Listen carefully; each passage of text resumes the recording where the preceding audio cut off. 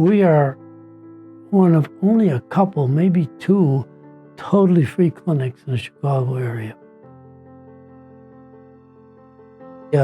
Do everything by appointment, so the patients really appreciate that and they like that, and we spend a lot of time with patients. I'm Dr. Charles Martinez, founder and medical director of the old Irving Park Community Clinic. Yeah, I was trained in internal medicine and then nuclear medicine. And then when I retired at age 72, a friend of mine who was behavioral health lived across the street from me, and he had retired. And he said, why don't we open up a little office above a drugstore where, you know, two of us, you practice medicine, I'll give free behavioral health.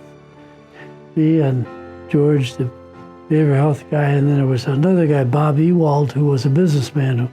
The three of us opened the clinic 15 years ago.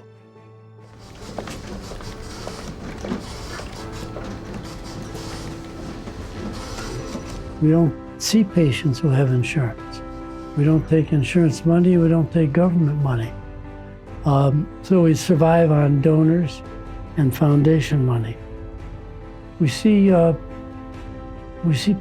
patients who are over 18, and we have mainly, our patients are between the age of about 30 and 50. And so since we don't take insurance, we don't take Medicare, then we don't see a lot of older patients. Occasionally somebody brings their aunt from Mexico or their grandmother from Czechoslovakia, and we see them. We see a lot of diabetics, a lot of arthritic problems, a lot of hypertension problems. And we have about 35 clinicians who see our patients. And we cover them in all the subspecialties of internal medicine. Here's the important thing about the clinic. When we bring clinicians in, we ask them how many patients they want to see in a 3-hour session. We don't set up a lot of patients. We're not a mill just to turn out things. We do a very thorough job. They like that. They feel like they're being heard and taken care of. And we enjoy it too, because we find out a lot of information about the patients. And the other thing we have here is behavioral health.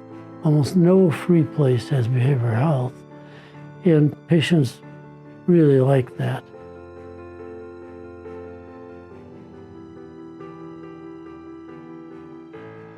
Yes, okay. I'll be here. Here's a 20. Oh, wow, look at that. I only have 80 left, and I can see it.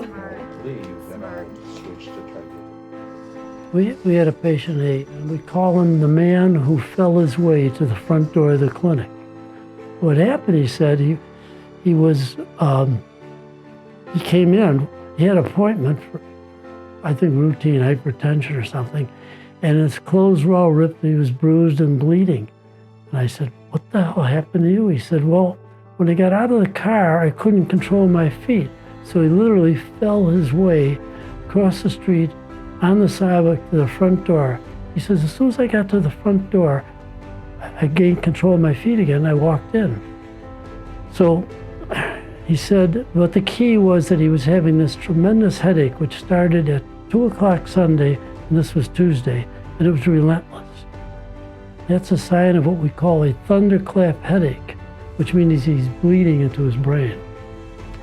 So I took him with the students about a block away. Well, we sent him in an ambulance, and we went there for studies, radiological studies of his head, and they found a huge aneurysm leaking, causing all the pain. So they transferred him to the University of Illinois. And a few days later, I called him. I said, well, how you doing? He says, fine. He says, they opened up my skull and put in 13 clips. And I said, well, do you have any loss of function? Right? No, he said, I feel great. Well, we have general medicine, internal medicine, we have behavioral health, then we have subspecialty, okay, in gynecology, pulmonary, podiatry, musculoskeletal cardiology, endocrinology. We can have patients get x-rays, some of the plain x-rays for a very minimal price at a local x-ray department store or place. Sometimes we get the more complicated, like MRIs and CAT scans of the head, we can get at a few cooperating hospitals. If the patients need surgery, of course, we have to send them to a hospital.